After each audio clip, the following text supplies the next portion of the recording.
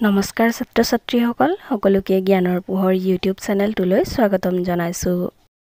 আমাৰ আজিৰ এই পাঠ অধ্যয়ন ভিডিঅ'টিত আমি শুদ্ধ উচ্চাৰণে হলহলীয়াকৈ পাঠ কৰিবলৈ শিকিম ক্লাছ 6ৰ নতুন অসমীয়া পাঠ্যপুথি উন্মেষৰ চেপ্টাৰ নম্বৰ 9 পাঠ নং 9 টকাত একোটা হাতী কবিতাটি। ছাত্ৰ ছাত্ৰীসকল যদিহে ভিডিঅ'টি ভাল লাগে তেন্তে ভিডিঅ'টিত এটি লাইক কৰি দিবা আৰু চেনেলটো সাবস্ক্ৰাইব কৰা নাথাকিলে সাবস্ক্ৰাইব কৰি বেল আইকনটি অন কৰি থবা যাতে নতুন ভিডিঅ'বিলাকৰ নটিফিকেশন তোমালোকে পোনপ্ৰথমে লাভ কৰা। ছাত্ৰ ছাত্ৰীসকল আৰু বেছি পলম নকৰি তোমালোকে তোমালোকৰ অসমীয়া পাঠ্যপুথিখনৰ পেজ নম্বৰ 88 উলিয়াই চাই যোৱা আৰু মোৰ লগে লগে পাঠ কৰিবলৈ যত্ন কৰা। পাঠ 9 টকাত একোটা হাতী। অসমীয়া সাহিত্যত ধেমেলীয়া কবিতাই এটা বিশেষ স্থান অধিকাৰ কৰি আছে। এই কবিতাবোৰে আমাৰ মনত আনন্দৰ খোৰাক যোগায়। শব্দৰ কৌশলী প্ৰয়োগে হাস্যৰসৰ সৃষ্টি কৰি কবিতা ৰসাল কৰি তোলে। টকাত একোটা হাতী কবিতাটিৰ জৰিয়তে কবিয়ে পাক লগোৱা কথাৰে সৰু কাহিনী এটা কেনেদৰে ৰসাল ৰূপ দিছে চাওঁ আহা। পঢ়া আৰু আবৃত্তি কৰা।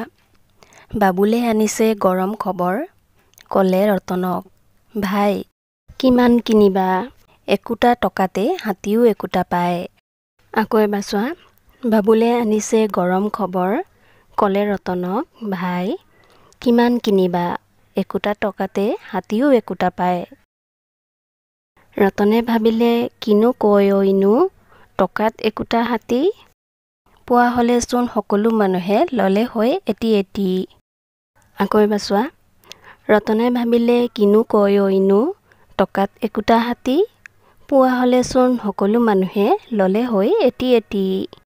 কলে বাবুলক নামাৰিবি বম, এনেবোৰ কথা কৈ, ভাবিছ কিজানি মই বৰ ভুদা, বৰ বুধিয়ক তই। আকৌ এবাৰ চোৱা। কলে বাবুলক নামাৰিবি বম, এনেবোৰ কথা কৈ, ভাবিছ কিজানি মই বৰ ভুদা, বৰ বুধিয়ক তই। ৰতনৰ কথা শুনি বাবুলৰ আহিছিল উঠি খং, কলে যদি তই নকৰ বিশ্বাস, মাৰো বুলি মই বম। আকৌ এবাৰ চোৱা। ৰতনৰ কথা শুনি বাবুলৰ আহিছিল উঠি খং, কলে যদি তই নকৰ বিশ্বাস, মাৰো বুলি মই বম। নেক্সট পেজত চোৱা। বল তেনেহলে যাওঁ বজাৰলে, দেখুৱাই আনো উলা, এই বুলি দুয়ো একেটা পাকতে পিন্ধি ললে পেণ্ট চোলা। আকৌ এবাৰ চোৱা।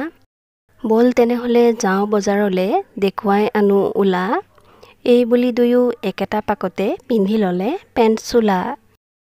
আৰু কথা হ'ল দুয়োৰে মাজত, মাৰিলে দুয়োৱে বাজি, যিজনে হাৰিব সিয়েই লাগিব খুৱাব বাদাম ভাজি।